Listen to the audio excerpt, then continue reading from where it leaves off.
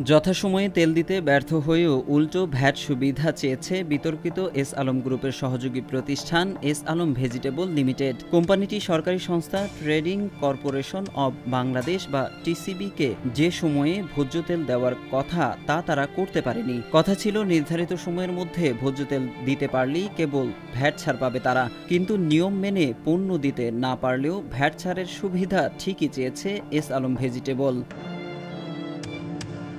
টিসিবির chairman brigadier general Mohammad Mostafa ইকবালের চিঠির সূত্র ধরে জানা যায়, এস আলম ভেজিটেবলের সঙ্গে ভোজ্য তেল সরবরাহের চুক্তি করে টিসিবি। তারই ধারাবাহিকতায় গত ৮ এপ্রিল থেকে ১৫ এপ্রিলের মধ্যে ১৫০০ টন ভোজ্য তেল সরবরাহ করার কথা থাকলেও দিয়েছে মাত্র ৫০০ টন। ফলে একটি বড় অংশই সরবরাহ করতে পারেনি কোম্পানিটি। এটা টিসিবির সঙ্গে চুক্তি ভঙ্গের শামিল।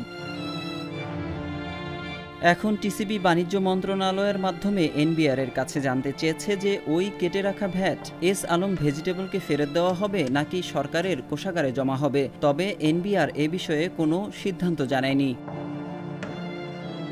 এ ব্যাপারে এনবিআর-এর ভ্যাট শাখার এক কর্মকর্তা নাম প্রকাশ না করার শর্তে আজকের পত্রিকাকে বলেন, সাধারণত চুক্তির শর্ত ভঙ্গ হলে স্বাভাবিক নিয়মেই ভ্যাট প্রযোজ্য হওয়ার কথা। তবে এক্ষেত্রে কি সিদ্ধান্ত হবে এই নিয়ে এখনো আলোচনা হয়নি। আলোচনা করে নিয়ম অনুযায়ী যা হবে তাই করবে এনবিআর। এ সময়ের সবচেয়ে বিতর্কিত সমালোচিত আওয়ামী লীগ সরকারের ঘনিষ্ঠ গ্রুপ হিসেবে পরিচিত এস আলম গ্রুপ। ওই সরকারের শীর্ষ মহলের সঙ্গে ঘনিষ্ঠতার সুযোগে এই গ্রুপটি কয়েকটি ব্যাংক থেকে বিপুল অঙ্কের টাকা নামে বেনামে লোপাট করেছে বলে অভিযোগ রয়েছে।